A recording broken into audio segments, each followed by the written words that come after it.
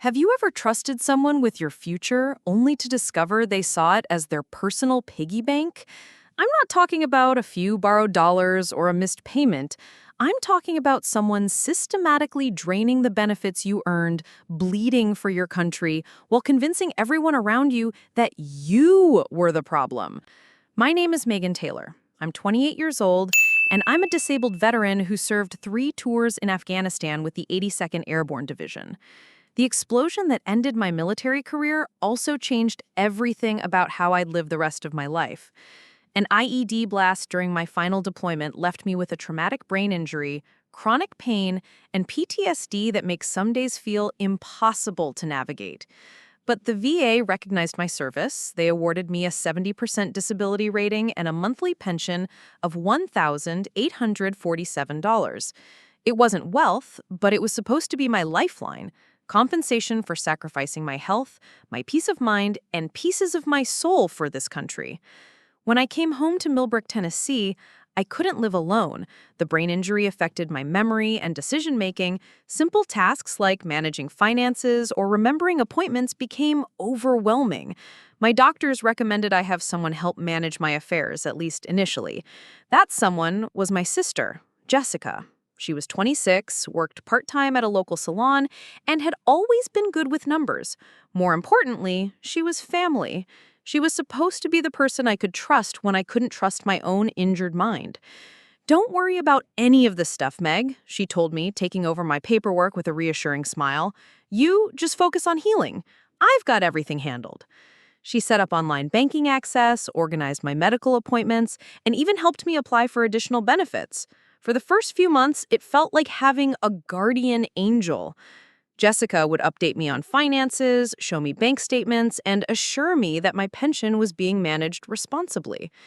"Your money's safe with me," became her favorite phrase. But there were small things that didn't add up. My favorite coffee creamer would run out faster than usual. Jessica started getting her nails done professionally every 2 weeks instead of doing them at home. She bought new clothes regularly, always with cash. When I asked about it, she'd laugh and say, "I got a bonus at work," or "I found this on sale." I wanted to believe her. I needed to believe her, because questioning Jessica meant questioning the only stability I had left. The VA pension hit my account like clockwork on the 3rd of every month, $1,847. I'd see it appear in my mobile banking app, feel that brief moment of security, and then watch Jessica manage the bills. Rent, utilities, groceries, medical copays. She handled it all while I navigated physical therapy appointments and counseling for PTSD. "You don't need to worry about money stuff right now," she'd tell me whenever I tried to get more involved. "The brain injury makes this kind of thing stressful for you. Let me take care of it." Looking back now, I realize how perfectly she had positioned herself. I was vulnerable, grateful, and medically documented as having cognitive difficulties. Who would believe a brain-injured veteran over her helpful, caring sister? Jessica had turned my disability into her opportunity, and my gratitude into her shield. She wasn't just stealing money, she was stealing my independence, my dignity, and my future one pension check at a time. The first real crack in her facade came 6 months after I'd returned home. I was at the VA Medical Center in Nashville for a routine follow-up when the financial counselor, Mrs. Rodriguez, pulled me aside. "Megan, I need to talk to you about your pension. There's been some irregularity in your account activity that's raising red flags." My stomach dropped. She showed me printouts that made no sense. Luxury purchases, cash withdrawals in amounts that seemed impossible, transactions at stores I'd never been to. "I think there's some mistake," I told her, but even as I said it, memory started clicking into place. Jessica's new wardrobe, the professional manicures, the way she always had cash but never seemed to work extra hours, the shopping bags that appeared in her room. Mrs. Rodriguez's expression was gentle but serious. "Honey, someone with access to your account has been spending your benefits on non-essential items. We're talking about thousands of dollars over the past few months." That night, I couldn't sleep. I kept thinking about every interaction with Jessica, every reassurance she had given me, every time she had told me not to worry about finances. The woman who was supposed to be protecting me had been robbing me blind. And I realized something that made my blood run cold. If she could steal from a disabled veteran, her own sister who sacrificed everything for her country, there was no limit to what Jessica was capable of. What I didn't know yet is that her theft went deeper than I imagined, that other veterans were involved, and that the federal government had been watching her every move. The day I finally discovered the full extent of her betrayal would be the day everything changed forever. Because when you steal from veterans, you're not just committing fraud, you're committing a federal crime. And the FBI doesn't take kindly to people who prey on those who serve their country. The morning I discovered the truth started like any other Tuesday. I was sitting at the kitchen table in our small duplex on Maple Street, scrolling through my phone while Jessica got ready for her salon shift. My VA appointment reminder popped up, a financial review I'd scheduled after Mrs. Rodriguez's concerning conversation the week before. I decided to check my account balance one more time before heading out. What I saw made my blood freeze. My account balance read $127.83. This was October 5th, 2 days after my monthly pension of $1,847 should have deposited. I refreshed the app 3 times, thinking it was a glitch. The number didn't change. My hands started shaking as I scrolled through the transaction history. There it was. My pension had deposited right on schedule on October 3rd, but by October 4th, it was almost entirely gone. The withdrawals were staggering. $400 cash withdrawal at First National Bank, $680 purchase at Nordstrom, $290 at Sephora, $315 at Target, $180 at some place called Lux Day Spa. Each transaction was authorized with my debit card, but I hadn't made any of these purchases. I hadn't even left the house in 3 days due to a particularly bad PTSD episode. "Jessica," I called out, my voice cracking. "Can you come here for a second?" She appeared in the doorway, applying lipstick with casual precision. Her outfit caught my attention in a way it never had before. A designer blouse I'd never seen, perfectly coordinated with expensive-looking boots. "What's up, Meg? I'm running late for my 9 a.m. appointment." I held up my phone, my hands trembling so badly I could barely keep it steady. "My pension money is gone. Almost all of it. Can you explain these transactions?" Jessica barely glanced at the screen before waving her hand dismissively. "Oh, that. Yeah, I had to handle some emergency expenses for both of us. Don't worry about it. I kept all the receipts." Her tone was so casual, so matter-of-fact, that for a moment, I wondered if I was overreacting. Emergency expenses? I scrolled through the transactions again. "Jessica, this says $680 at Nordstrom. What emergency requires shopping at Nordstrom?" Her expression shifted slightly, but she maintained that same dismissive smile. "You needed new clothes, remember? Your old stuff doesn't fit right anymore since you've been on all those medications. And I picked up some things for myself while I was there. I'll pay you back from my next paycheck." I stared at her, trying to process what she was saying. "I don't remember asking you to buy me $680 worth of clothes, and I definitely don't remember authorizing you to buy yourself anything with my money." Jessica's patience seemed to evaporate. "God, Megan, your brain injury makes you forget things all the time. We literally talked about this last week. You said you felt bad about how you looked and wanted me to help you get some nicer things." She grabbed her purse from the counter, keys jingling with annoyance. "This is exactly why the doctor said I should handle your finances. You can't keep track of conversations we had 3 days ago, let alone financial decisions." The gaslighting hit me like a physical blow. For months, Jessica had been using my cognitive difficulties against me, making me question my own memory and judgment. But this time was different.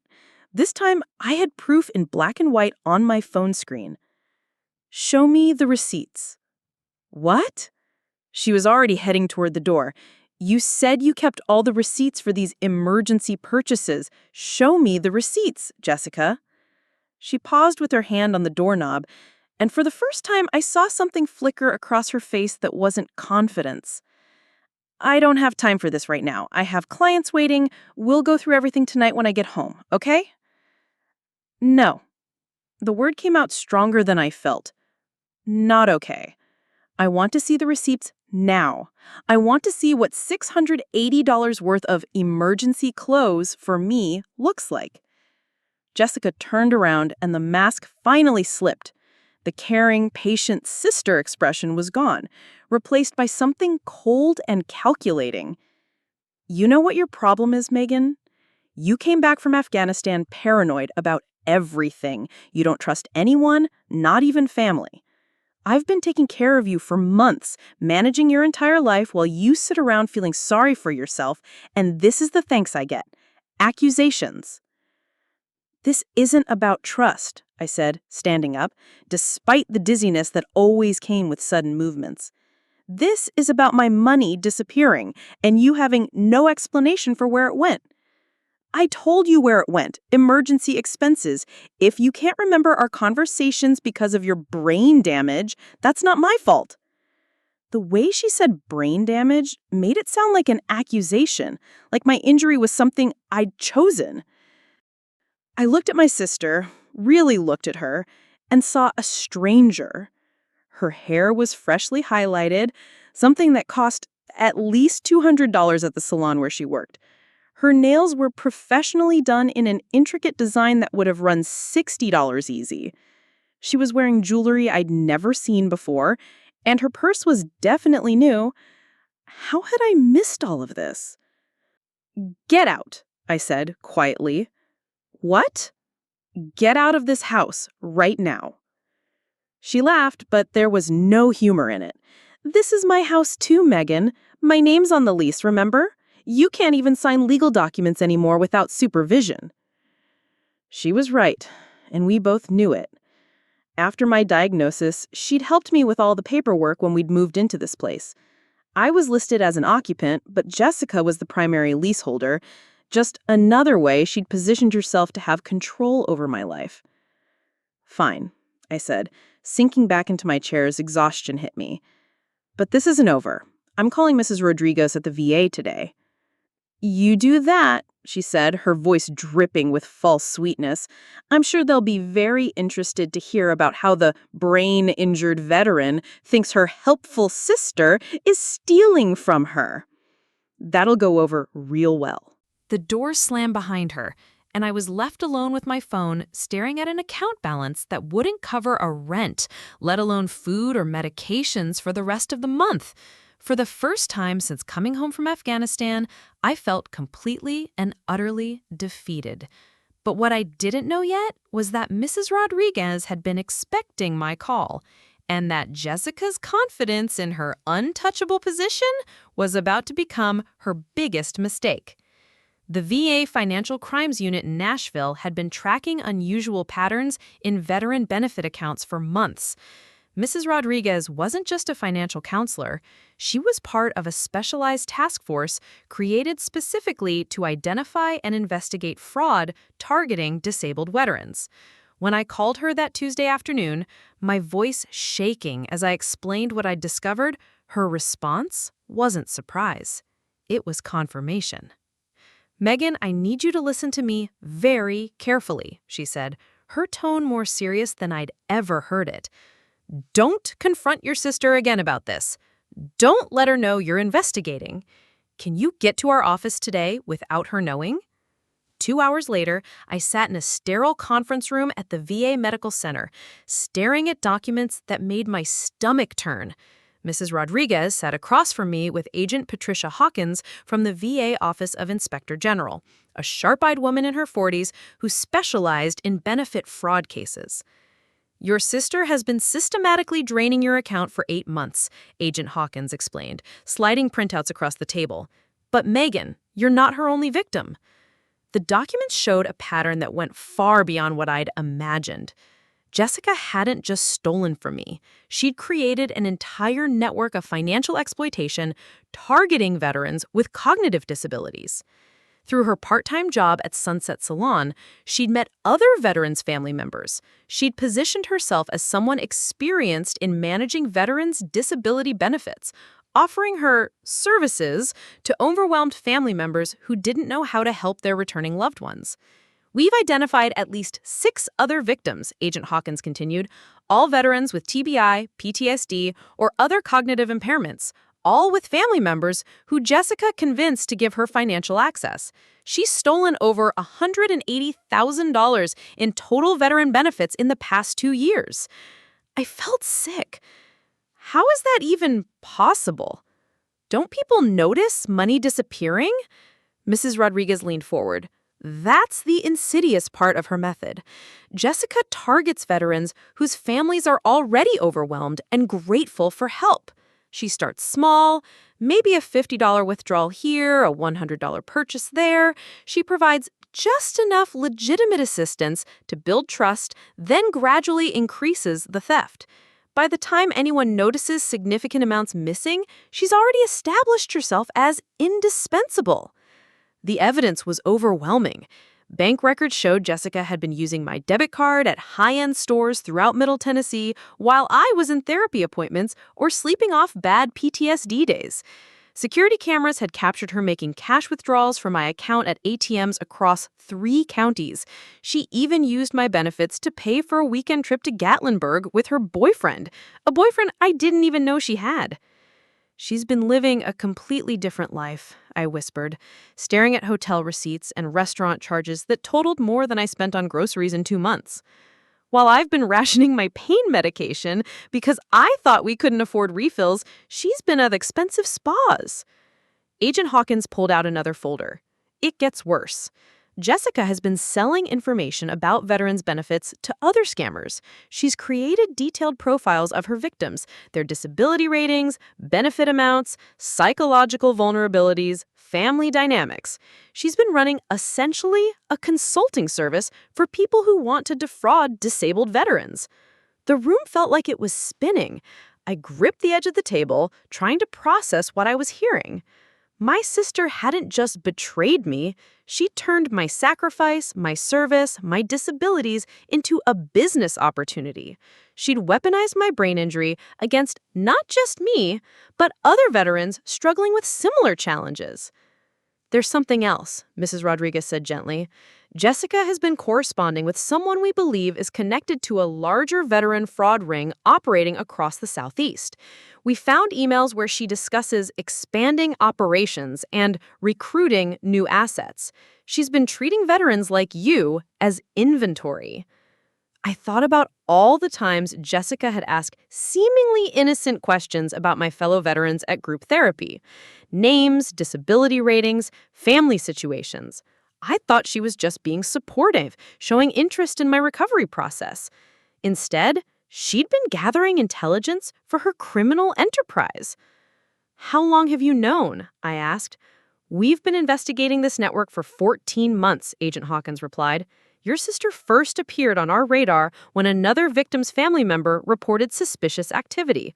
But building a federal case takes time, especially when the perpetrators are specifically targeting people whose credibility might be questioned due to their disabilities. That hit me like a slap. You mean you knew she was stealing from me, but you let it continue? We had to build an airtight case, Mrs. Rodriguez explained. Jessica and her associates have been very careful to exploit the fact that their victims have cognitive impairments.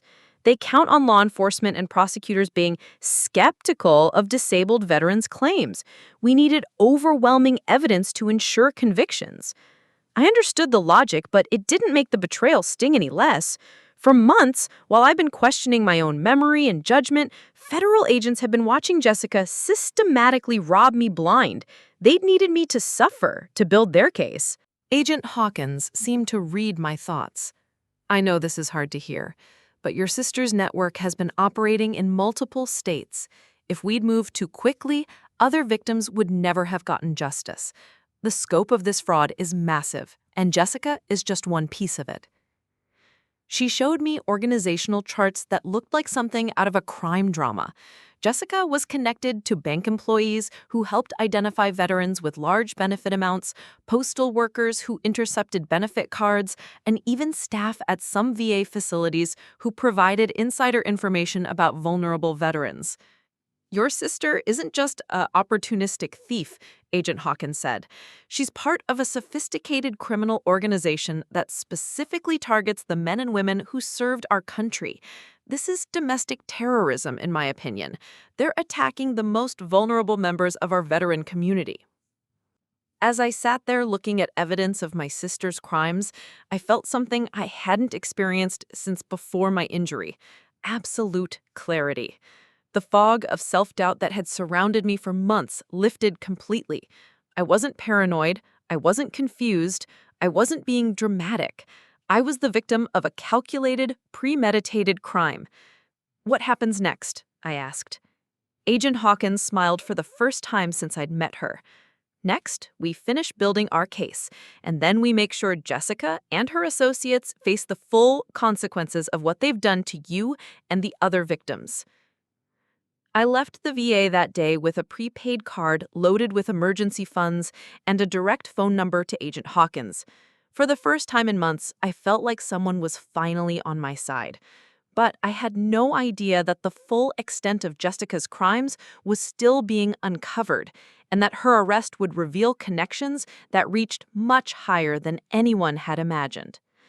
When Jessica came home that evening, I was sitting at our small kitchen table with a cup of coffee, trying to look as normal as possible. Agent Hawkins had been very clear. Act like nothing had changed, don't let her know you're aware of the investigation, and document everything she says. I had my phone recording in my pocket, though my hands were shaking so badly I wasn't sure I'd be able to operate it if needed. "Hey, you feeling better about earlier?" Jessica asked, dropping her purse on the counter with that same casual confidence she'd always had. "I know money stuff stresses you out because of your injury. I probably should have explained the purchases better." I looked at her, really looked at her, and marveled at how easily the lies came. She was wearing yet another outfit I'd never seen before, this time with expensive-looking earrings that caught the kitchen light.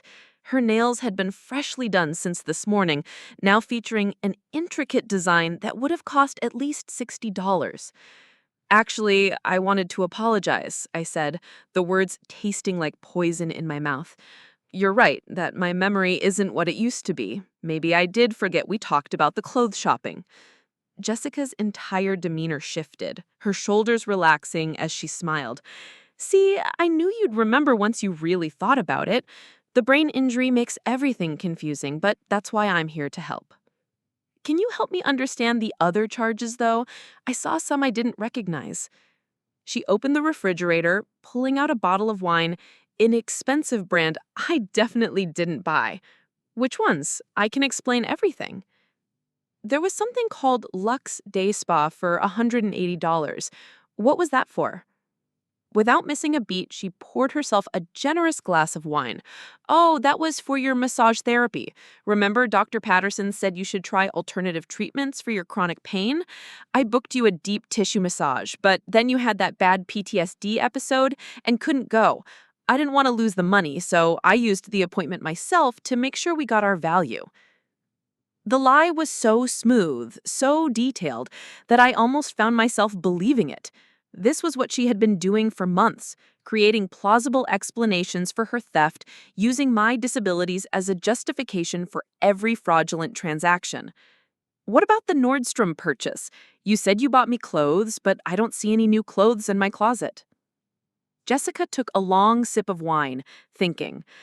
"Oh, they're being altered. You know how nothing fits you right since you came back? The tailor said it would take 2 weeks to get everything adjusted properly. I should have mentioned that this morning." Another lie delivered with such conviction that I could see how she'd fooled not just me, but apparently multiple other families.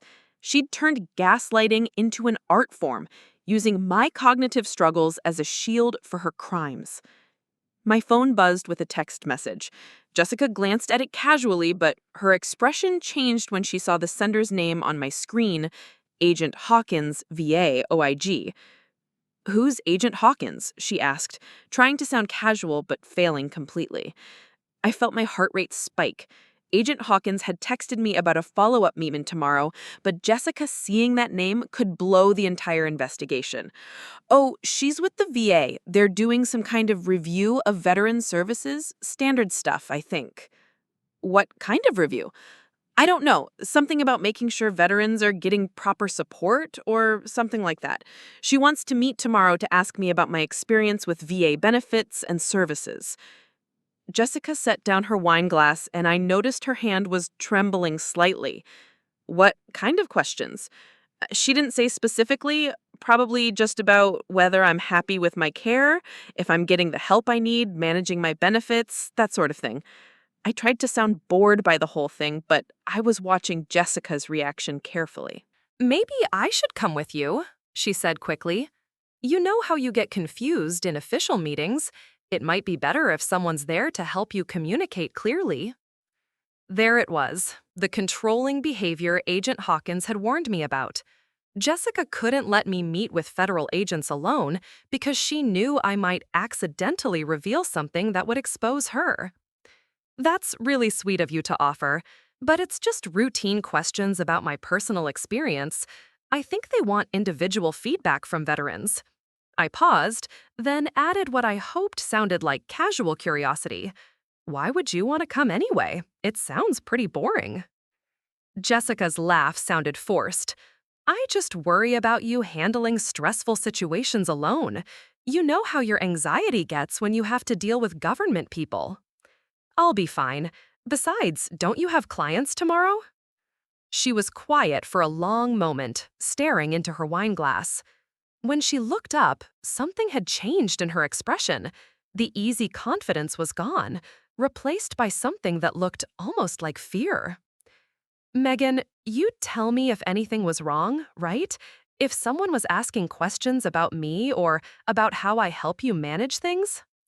The question sent chills down my spine. Jessica was starting to suspect something, and I could see her calculating, trying to figure out how much danger she might be in. Of course I would. Why would anyone ask questions about you? You've been amazing, helping me with everything. The words felt like glass in my throat, but I forced them out. It's just that sometimes government agencies get confused about family members helping with benefits.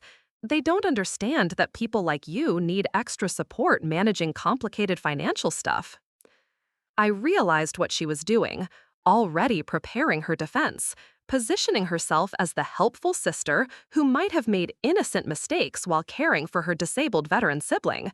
She was laying groundwork to claim that any irregularities in my account were well-meaning errors, not deliberate theft. Has anyone else mentioned problems with family members helping with benefits? I asked, trying to sound like I was just making conversation. Jessica's reaction was immediate and telling. She stiffened, her knuckles going white around her wine glass. Why would you ask that? I don't know. You seemed worried about it, so I wondered if you'd heard something. No, I haven't heard anything. But her voice had an edge to it now. I just know how the government works. They like to create problems where none exist, especially when it comes to veterans' families. We sat in silence for several minutes, both of us pretending to be casual while tension filled the room. I could practically see the wheels turning in Jessica's head as she tried to figure out if her criminal empire was about to come crashing down. Finally, she stood up abruptly. I'm going to take a bath. Early morning tomorrow. As I heard the bathroom door close and water start running, I realized that Jessica's comfortable confidence was cracking. She knew something was wrong, even if she didn't know exactly what. And that made her more dangerous than ever, because people with this much to lose don't go down quietly. I had no idea that while we'd been having our tense conversation, FBI agents were already positioning themselves around our duplex, preparing for the dawn raid that would finally bring Jessica's criminal network to justice. The pattern of theft hadn't started with me. As Agent Hawkins would later explain during Jessica's trial, my sister had been perfecting her methods for years, long before I'd ever deployed to Afghanistan. Her first victim had been our own grandmother, Eleanor Taylor, who'd lived with us during my junior year of high school while battling early-stage dementia. I remembered that time differently then. Jessica had seemed so mature for a 16-year-old, helping Grandma Eleanor with her medications, driving her to doctor's appointments, managing her small Social Security checks when our parents were too busy with work. Everyone praised Jessica for being so responsible, so caring toward our aging grandmother. What none of us realized was that Jessica was using Grandma Eleanor as practice. The bank records Agent Hawkins showed me painted a horrifying picture. Over the 8 months Grandma Eleanor lived with us, Jessica had systematically drained her savings account, making small withdrawals that gradually increased over time. $20 here, $50 there, then eventually hundreds. She'd use the money for typical teenage expenses, clothes, makeup, gas money, while convincing our family that she was sacrificing her social life to care for her grandmother.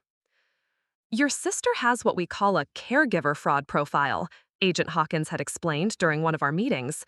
She specifically targets vulnerable people who depend on her for assistance, then exploits their trust and dependency. It's one of the most psychologically damaging forms of financial abuse because the victims often blame themselves. After Grandma Eleanor died, Jessica had refined her approach. During my deployments, she'd volunteered at the local senior center, offering to help elderly veterans with their paperwork and benefit applications. The facility thought they had a dedicated young volunteer who cared deeply about serving those who'd served our country. In reality, they'd given Jessica access to detailed financial information about dozens of vulnerable veterans. The investigation revealed that Jessica had been stealing from elderly veterans for 3 years before I returned from Afghanistan.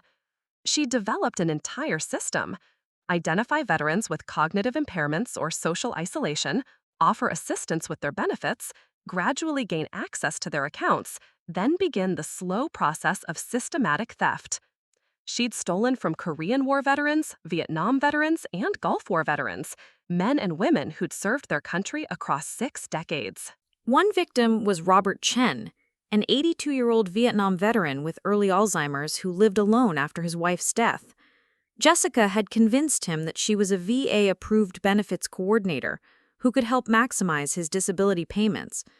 Over 18 months, she'd stolen nearly $30,000 from his accounts, while his adult children, who lived in other states, remained unaware of his declining cognitive state. Another was Patricia Williams, a 70-year-old Army nurse who'd served in Vietnam and suffered from severe PTSD and depression. Jessica had met her at the VA Medical Center and offered to help navigate the complex benefits system. Patricia, grateful for what seemed like genuine care from a young woman, had given Jessica access to her accounts to help with the paperwork. Jessica had stolen over $25,000 before Patricia's nephew discovered the theft during a holiday visit. The most heartbreaking case was David Martinez, a Gulf War veteran in his 50s who'd been living in his car after losing his apartment. Jessica had approached him at a homeless shelter, claiming to be with a nonprofit that helped veterans access their benefits. She'd helped him apply for emergency housing assistance and disability benefits, then convinced him to let her manage his accounts temporarily until he got back on his feet. Instead of helping him rebuild his life, she'd stolen every penny of his benefits, leaving him even more destitute than before. Your sister didn't just see vulnerable veterans as easy targets, Agent Hawkins had told me. She saw them as renewable resources. She kept detailed spreadsheets tracking each victim's benefit amounts, payment schedules, and psychological vulnerabilities.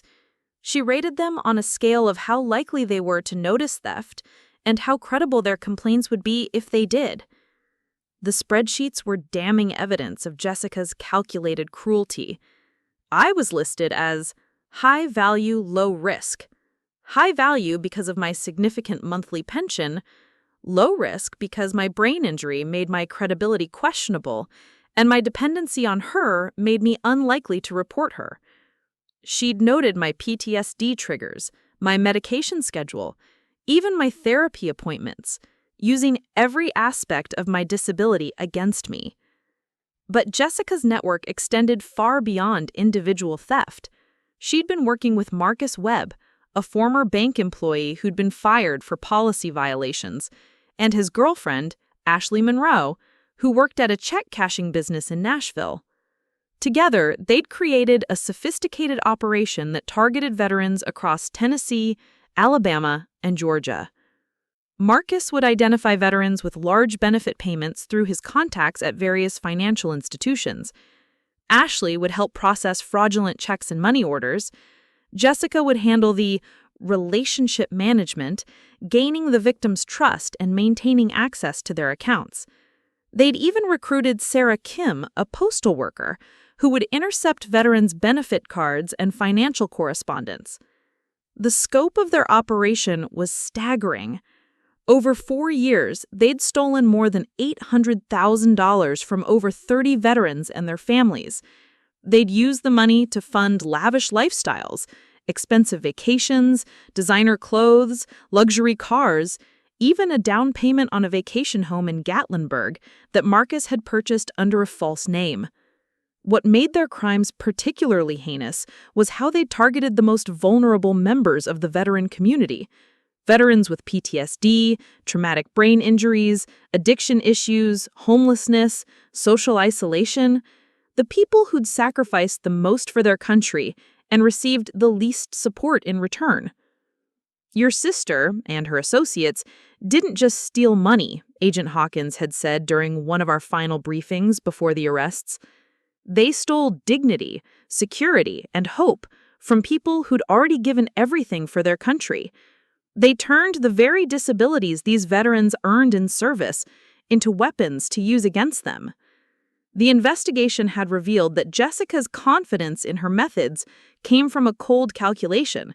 Who would believe a brain-injured veteran over a helpful family member? Who would believe a homeless veteran with PTSD over well-dressed young adults who seemed to care about veteran issues? Who would believe elderly veterans with dementia over their seemingly devoted caregivers? She was right, at least initially. Several victims had tried to report the theft to local police, only to be told these seem like family disputes or misunderstandings. The complex nature of veteran benefits, combined with the victims' disabilities, made it easy for authorities to dismiss their complaints as confusion or paranoia. But Jessica had made one critical error in her calculations. She had underestimated the federal government's commitment to protecting veteran benefits. The VA Office of Inspector General and the FBI don't treat veteran benefit fraud as family disputes or misunderstandings. They treat it as what it is, a federal crime that carries serious prison time. As I learned more about the scope of Jessica's crimes, I realized that my situation wasn't unique. It was part of a pattern of exploitation that had destroyed dozens of lives. The sister I'd trusted to help me rebuild my life after my injury had been systematically destroying other veterans' lives for years. And tomorrow morning, her years of calculated cruelty would finally catch up to her. The escalation began 3 weeks after my meeting with Agent Hawkins, when Jessica started bringing her boyfriend around to our duplex. His name was Marcus Webb, and I recognized him from the case files the agents had shown me.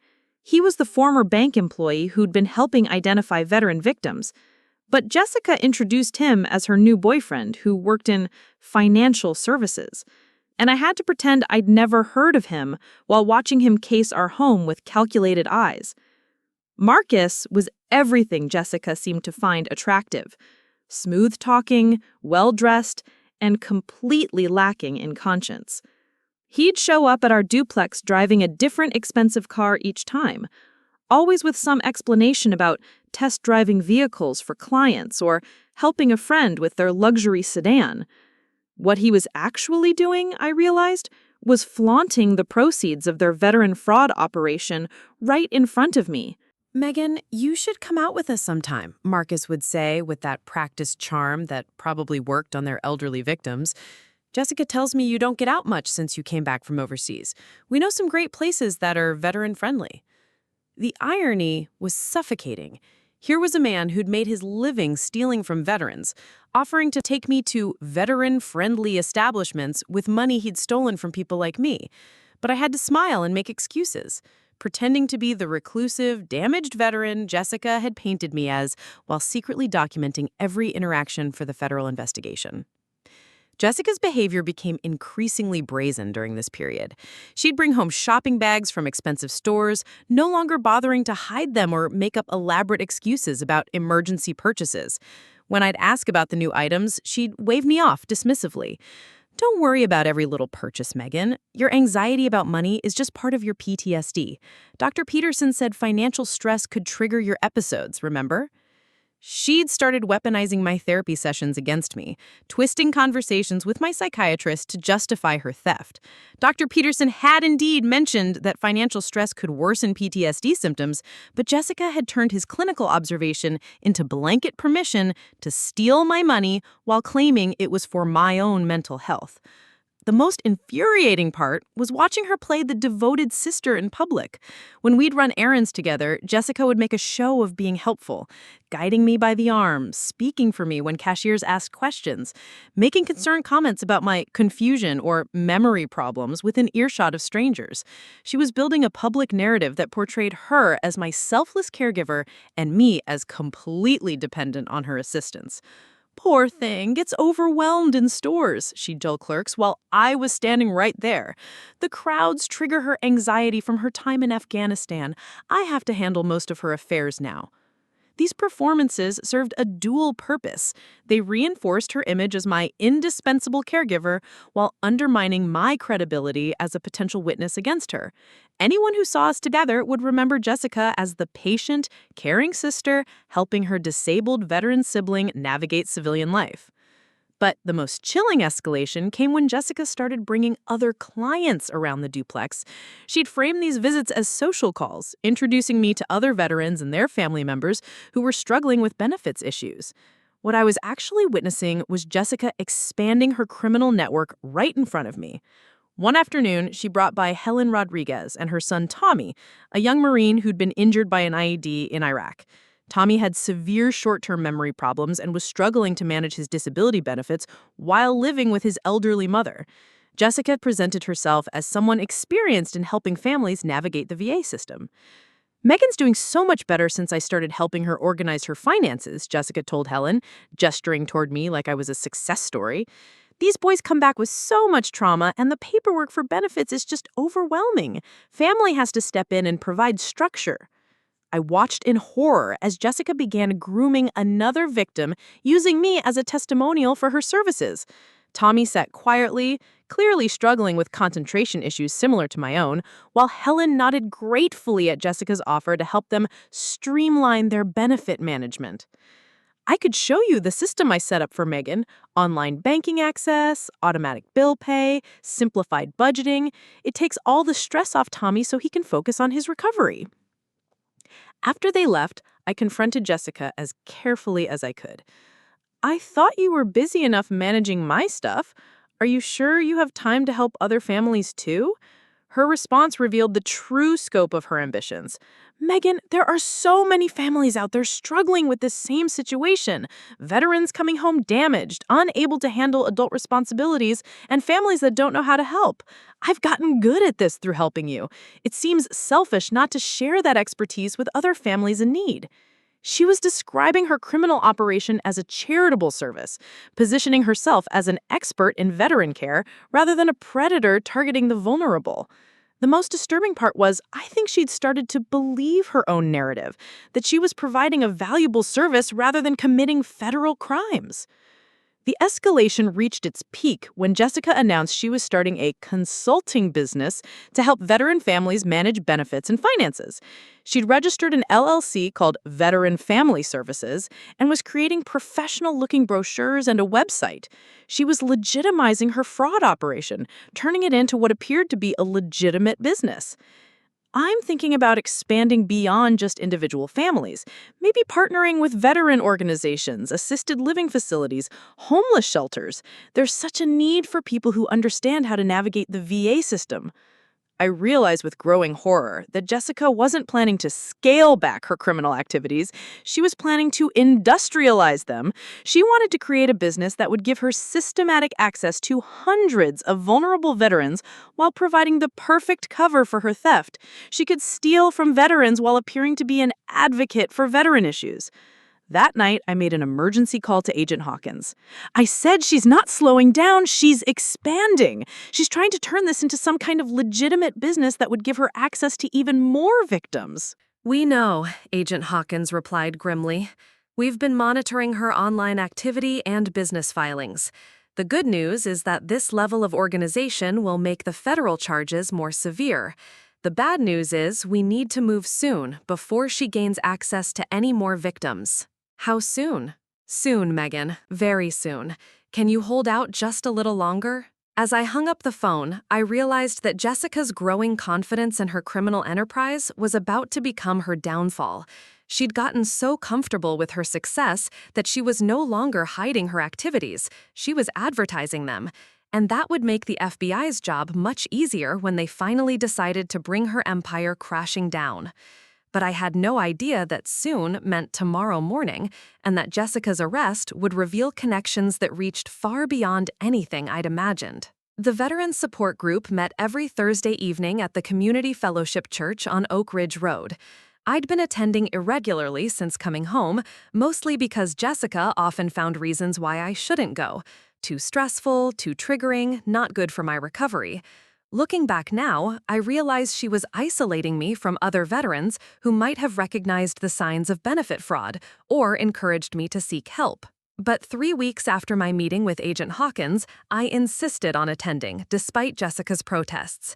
Agent Hawkins had suggested I try to reconnect with my support network while maintaining my cover, and the support group seemed like the safest place to start rebuilding connections Jessica had systematically severed. The group leader was a Vietnam veteran named Frank Kowalski, a gentleman in his 70s who'd been running support groups for over 20 years. When I walked in that Thursday night, I was surprised to find 2 people I recognized from the case files Agent Hawkins had shown me: David Martinez, the Gulf War veteran who'd been living in his car, and Patricia Williams, the Army nurse from Vietnam. David looked better than I'd expected based on his file photo. He'd gained some weight, his clothes were clean, and he seemed to have stable housing again. Patricia sat quietly in the circle, but her eyes were alert and engaged. Seeing them there, survivors of Jessica's fraud who were somehow rebuilding their lives, gave me a strange sense of hope. During the sharing portion of the meeting, David spoke about struggling to trust people after being taken advantage of by someone who claimed to be helping veterans. He didn't mention Jessica by name, but his description of the experience was heartbreaking. I thought this person genuinely cared about helping me get back on my feet, he said, his voice steady but pained. I'd lost everything: my apartment, my dignity, my savings. When someone offered to help me navigate the VA system and get my benefits straightened out, I was so grateful. I didn't question anything because I needed help so desperately. He paused, looking around the circle. What hurt the most wasn't even the money they stole. It was realizing that someone had looked at my situation, homeless, desperate, struggling with my disabilities, and saw an opportunity instead of a person who needed help. They used my vulnerabilities against me. Patricia nodded knowingly.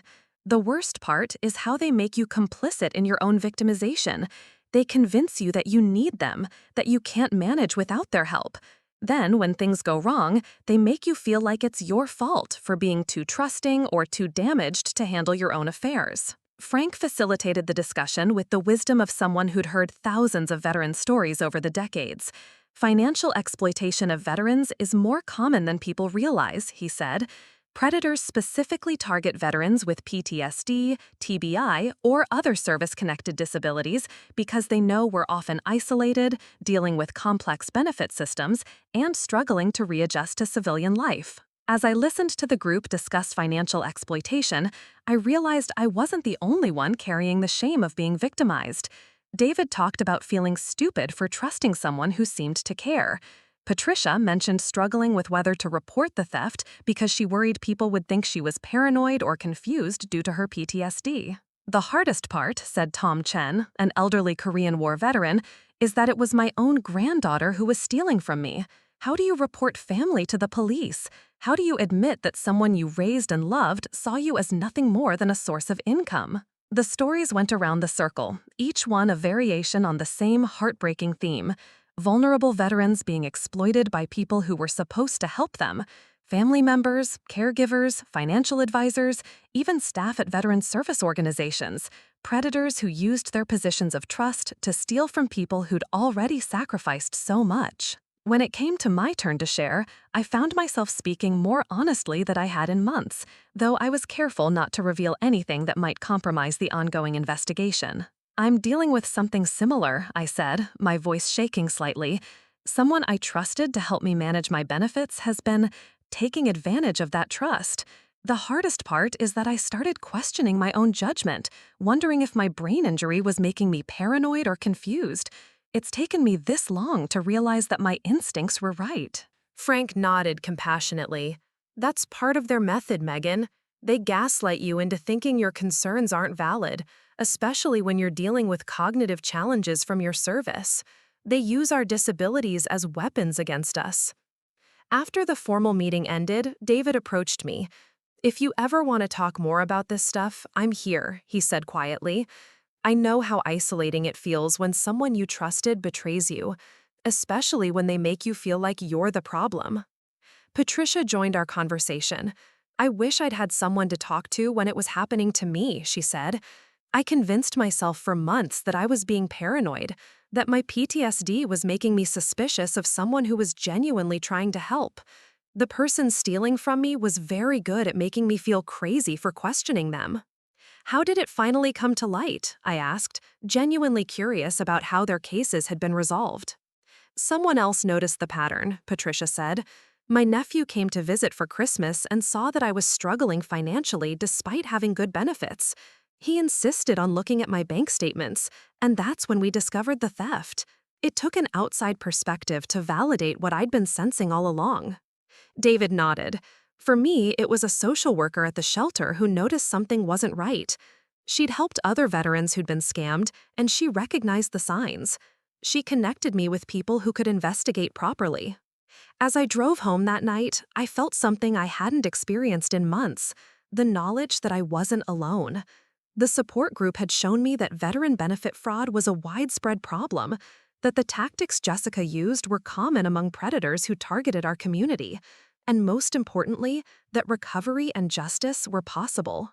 But the conversation also reinforced something Agent Hawkins had told me. Predators like Jessica relied on their victims' isolation and shame to continue their crimes.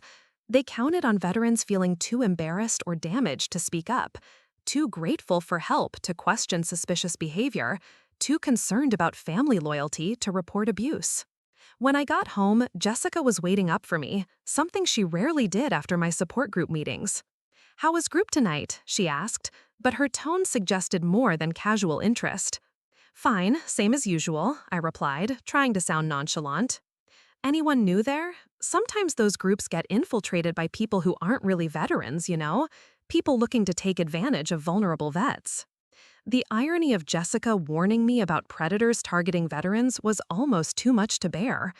But her question also suggested something troubling. She might be monitoring my activities more closely than I'd realized, possibly even concerned that I was connecting with other veterans who might recognize the signs of benefit fraud. No one knew, just the regular group, talking about the same stuff. Jessica seemed to relax slightly, but I noticed she stayed up later than usual, scrolling through her phone with unusual intensity. I went to bed wondering if she was researching the other veterans in my support group, looking for new victims, or trying to figure out if any of them pose a threat to her operation. What I didn't know was that Agent Hawkins and her team were already in position around our duplex, preparing for the dawn raid that would end Jessica's criminal empire within hours. The peak of Jessica's cruelty came disguised as a celebration. It was a Friday afternoon in early November when she burst through the front door of our duplex with an energy I hadn't seen from her in weeks. She was practically glowing with excitement, her arms full of shopping bags from stores I couldn't afford to window shop at, let alone purchase from. "Megan, you'll never guess what happened," she announced, dropping the bags on our kitchen counter with theatrical flair. Marcus proposed. She thrust her left hand toward my face, showing off a diamond ring that had to have cost more than my entire monthly pension. The stone was enormous, catching the afternoon light streaming through our kitchen window and throwing rainbow sparkles across the walls. It was beautiful, and it was bought with stolen money from veterans. "Oh my God, Jessica, it's gorgeous," I managed to say, forcing enthusiasm into my voice while my stomach churned. "When did this happen?" "This morning, he took me to that new brunch place downtown. You know, the one with the rooftop garden, and he just got down on one knee right there in front of everyone." She was spinning around the kitchen like a teenager, admiring the ring from every angle. The whole restaurant started clapping. It was like something out of a movie. I knew the restaurant she meant. Brunch there cost more than I spent on groceries in 2 weeks. The engagement ring alone probably cost more than what she'd stolen from me in the past month, which meant it was likely paid for with money stolen from multiple veterans across her network. "Have you set a date?" I asked, playing the role of the excited sister while documenting everything in my mind for my next call with Agent Hawkins. "Well, that's the thing," Jessica said, her voice taking on a conspiratorial tone. "We want to have the wedding next spring, but weddings are so expensive. Marcus and I were talking about it, and we realized we need to be smarter about managing our resources." She pulled a bottle of champagne from one of her shopping bags, Dom Perignon, which I knew cost several $100s, and began working on the cork. "That's why I made an executive decision about your benefits this month." My blood went cold. What kind of executive decision? The champagne cork popped with a sound like a gunshot, making me jump. Jessica laughed as she poured herself a generous glass, not offering me any. "I transferred most of your November pension into our wedding fund. Don't worry, I left enough for essentials like rent and utilities, but Marcus and I figured you don't really need the full amount sitting around when we could put it towards something meaningful." I stared at her, speechless. She'd just announced that she'd stolen my entire monthly pension to pay for her wedding, as if it were a reasonable financial decision we'd made together. "Jessica, that's my money. That's my disability compensation for injuries I sustained serving our country." She waved her hand dismissively, the engagement ring catching the light with every gesture. "Oh, don't be so dramatic. It's still being used for family purposes. Besides, you live here rent-free, you eat food I buy, you use utilities I pay for. Think of it as finally contributing to the household in a meaningful way." The gaslighting was so brazen, so cruel, that I could barely process what I was hearing. She turned my military pension, compensation for the brain injury and PTSD I'd earned in combat, into a contribution to her fraudulent lifestyle and stolen wedding fund. "How much did you take?" I asked quietly.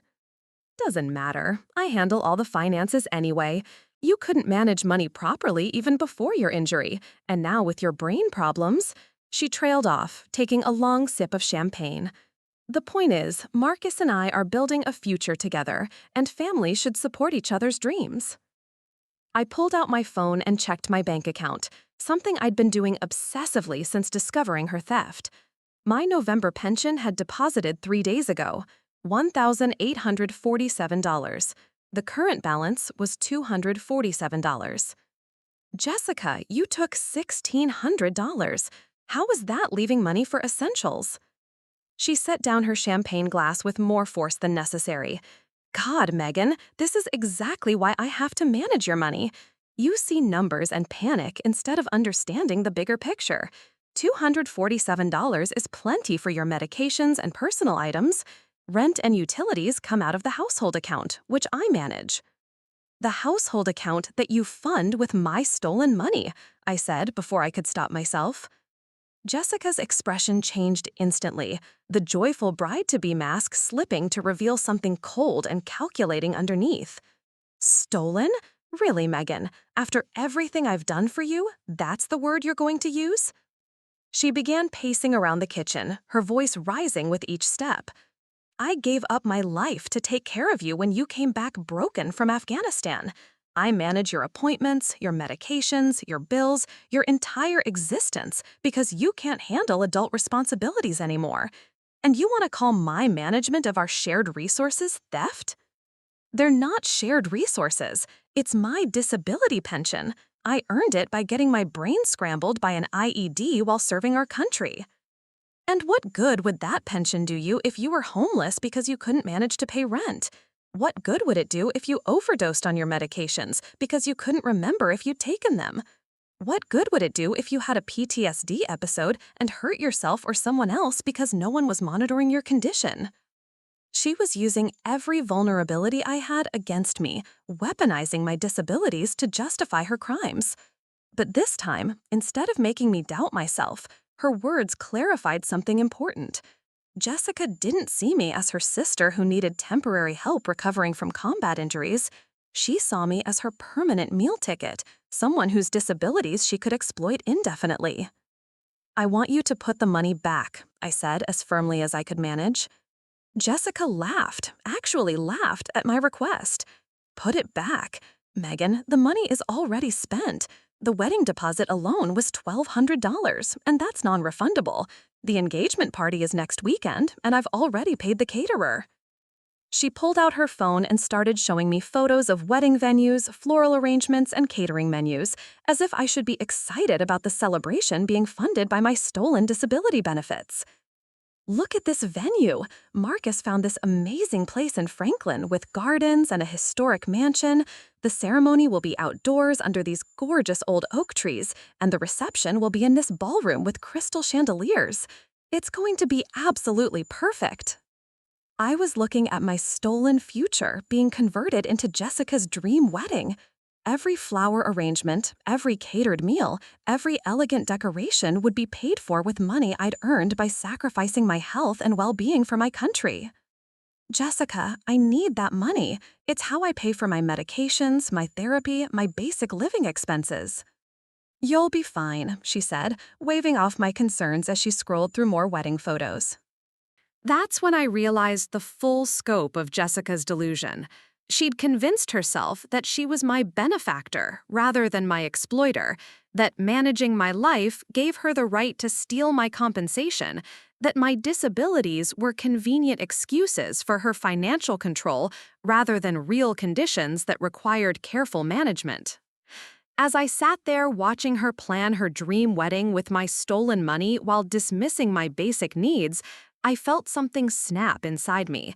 The last thread of family loyalty, the final hope that this was somehow a misunderstanding, the remaining doubt about whether I was overreacting, all of it disappeared.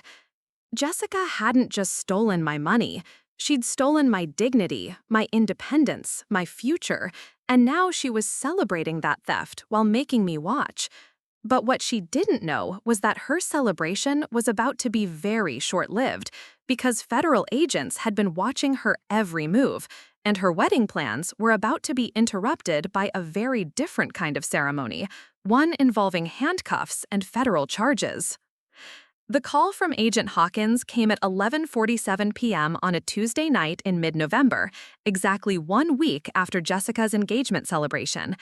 I was lying in bed, unable to sleep after another day of watching my sisters spend my stolen money on wedding preparations, when my phone buzzed with the number I'd memorized by heart. "Megan, it's Patricia Hawkins. Are you somewhere private where you can talk?" I stepped out onto the small back porch of our duplex, closing the door quietly behind me. The November air was crisp, and I could see my breath in the darkness. "I'm here. What's happening?" "Tomorrow morning at 6 a.m., we're executing federal warrants for Jessica, Marcus Webb, Ashley Monroe, and 4 other members of their network. This is happening, Megan. After 18 months of investigation, we're ready to move." My legs suddenly felt unsteady, and I sank into the plastic chair Jessica had bought with my stolen money. "Tomorrow morning? Here?" "Yes. FBI agents and VA investigators will be at your address at exactly 6 a.m. to arrest Jessica. We need you to be prepared for what's going to happen because it's going to be intense and possibly traumatic." Agent Hawkins walked me through the procedure. Multiple agents would surround the duplex at dawn. They'd announce themselves loudly and demand entry. Jessica would be arrested, read her rights, and taken into federal custody. The duplex would be searched for evidence, financial records, and assets purchased with stolen veteran benefits. "What do I need to do?" I asked, my voice barely above a whisper. "Stay in your room when it starts. Don't come out until we specifically call for you. Jessica may try to blame you or claim you were complicit in the theft. She may try to use your brain injury to suggest you're an unreliable witness. Don't engage with her at all. Let us handle everything." "Will she know I was working with you?" There was a pause before Agent Hawkins answered. "Probably. This level of evidence doesn't accumulate without inside cooperation. But Megan, you need to understand, you're not just a witness in this case. You're the victim who made it possible to bring down a network that was systematically destroying veterans' lives. What you did took incredible courage." After hanging up, I sat on that porch for another hour, staring at the duplex where Jessica slept peacefully, still believing she was untouchable. In less than 7 hours, her world would explode, and with it, the criminal empire she'd built on the suffering of veterans. I barely slept that night. Every sound made me wonder if Jessica had somehow discovered the plan, if she was preparing to run or destroy evidence. Around 5:30 a.m., I heard her alarm go off and the sound of her getting ready for what she thought would be another normal day of stealing from veterans and planning her dream wedding. At 5:58 a.m., I heard vehicles pulling up outside our duplex. Multiple cars, their engines running quietly in the early morning darkness. I crept to my bedroom window and saw black SUVs positioned at both ends of our street, effectively blocking any escape routes. At exactly 6 o'clock, the pounding on our front door began. "FBI, federal agents, open the door now." The sound was thunderous, authoritative, and terrifying, even though I'd been expecting it. I heard Jessica's footsteps running down the hallway, her voice confused and panicked. "What the hell? Megan! Megan, what's going on?"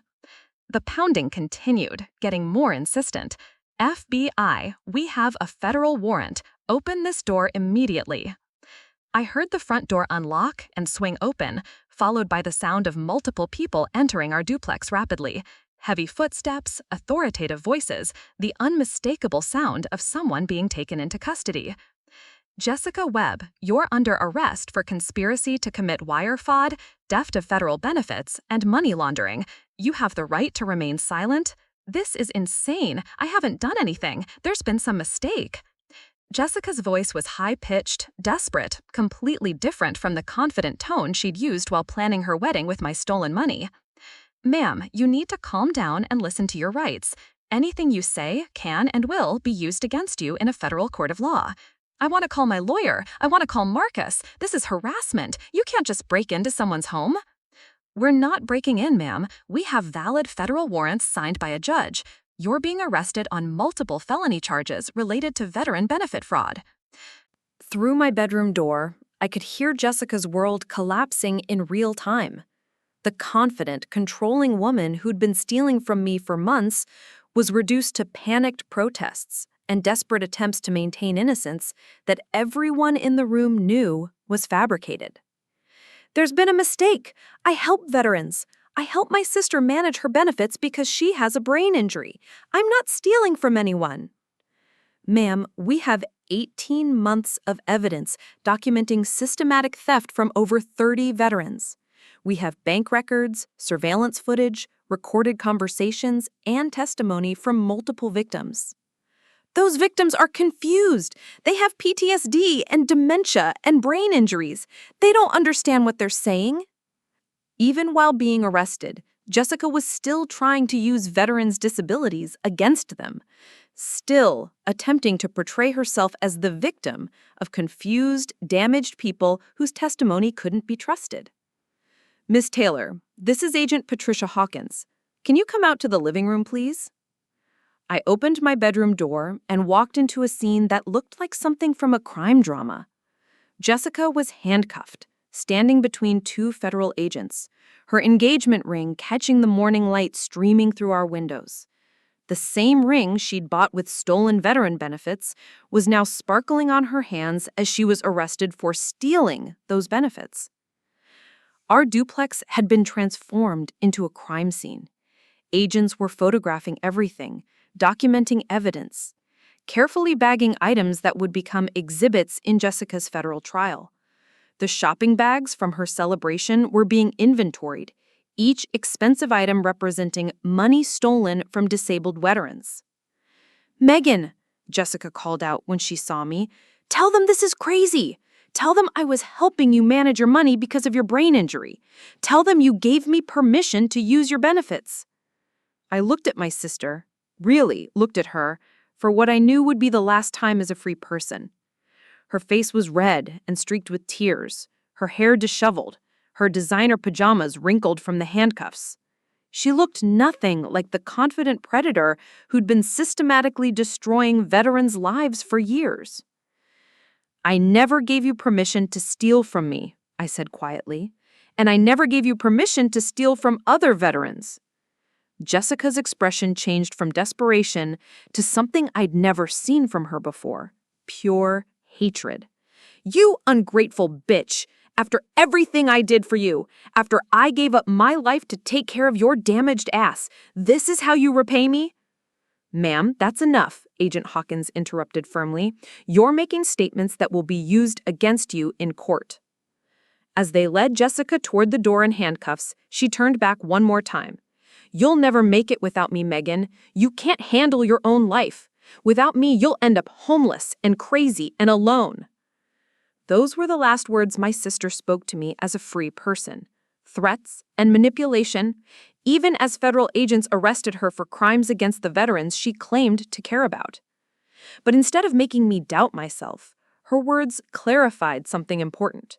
I was finally free from her control, and for the first time since coming home from Afghanistan, I could start rebuilding my life on my own terms.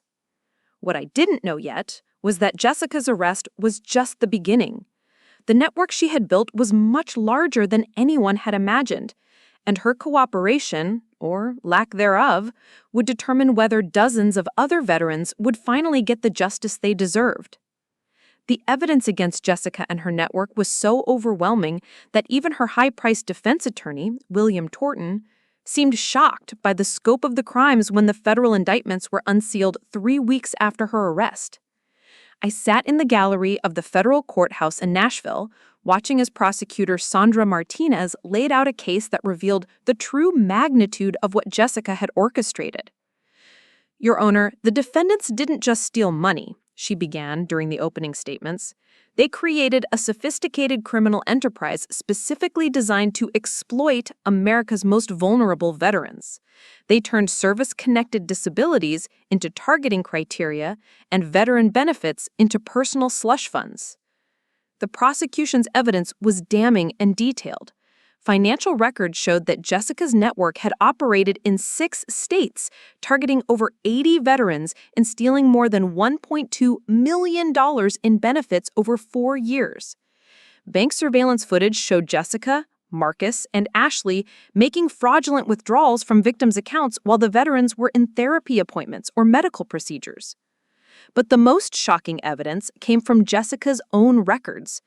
Federal agents had seized her laptop and discovered detailed spreadsheets that read like a predator's handbook for targeting veterans. Each victim was cataloged with their disability rating, monthly benefit amount, psychological vulnerabilities, family dynamics, and what Jessica called their exploitation potential. I was listed as Subject MTC07 in her files. My entry read, TBI/PTSD, 70% rating, $1,847 monthly, high dependency due to cognitive deficits, family loyalty exploitable, low risk of reporting due to credibility concerns regarding brain injury. Estimated extraction capacity, $18,000 to $22,000 annually. Jessica had reduced me to a set of vulnerabilities and profit projections. Seeing myself described in those clinical, calculating terms was more devastating than learning about the actual theft. She hadn't seen me as her sister who needed help. She'd seen me as a resource to be harvested. The prosecution also revealed that Jessica had been teaching her methods to other criminals through online forums and encrypted messaging apps. She'd created training materials titled Identifying High-Value Veteran Targets and Maintaining Long-Term Access to Benefit Streams. She wasn't just stealing from veterans, she was training others to do the same. Marcus Webb's role was equally disturbing. As a former bank employee, he'd used his industry contacts to identify veterans with substantial benefit accounts, then help the network gain access through forged documents and social engineering. His text messages, recovered from his phone, revealed the casual cruelty with which they discussed their victims. In one exchange with Jessica, Marcus had written, "The Korean War guy is getting suspicious about the withdrawals. Maybe time to back off him." Jessica's response was chilling. "No way. He's worth $2,000 a month, and his dementia is getting worse. Just gaslight him harder. Old vets never fight back anyway." Ashley Monroe's contribution was equally systematic. Her position at the check-cashing business allowed the network to convert stolen benefits into untraceable cash, laundering the proceeds through legitimate-appearing transactions. She'd processed over $400,000 in fraudulent checks while creating paperwork that made the transactions appear legitimate. The network had even recruited Sarah Kim, a postal worker, who intercepted benefit cards and financial correspondence from veterans before they could reach their intended recipients. Some veterans had gone months thinking their benefits had been suspended, when in reality, their cards were being stolen from the mail and used by Jessica's network. During the trial, victim after victim testified about the devastating impact of the theft. Robert Chen, the 82-year-old Vietnam veteran with Alzheimer's, described how the stolen money had forced him to choose between medications and food. His adult daughter testified that her father had lost 30 pounds because he'd been rationing meals to make his remaining benefits last. Patricia Williams, the Army nurse from Vietnam, broke down on the witness stand as she described feeling suicidal when she couldn't afford her PTSD medications after Jessica's theft. "I survived 3 tours in Vietnam," she said through tears. "I survived decades of nightmares and flashbacks, but I almost didn't survive being betrayed by someone I trusted to help me." David Martinez testified about living in his car for additional months because Jessica had stolen the money he'd saved for an apartment deposit. "She looked at me living in my car and saw an opportunity," he said quietly. "She used my homelessness as a selling point to gain my trust, then stole the benefits that were supposed to help me rebuild my life." The most heartbreaking testimony came from Helen Rodriguez, whose son Tommy had been Jessica's newest target before the arrests. Helen described how Jessica had gained their trust by using me as a success story, claiming she'd helped stabilize my life through financial management.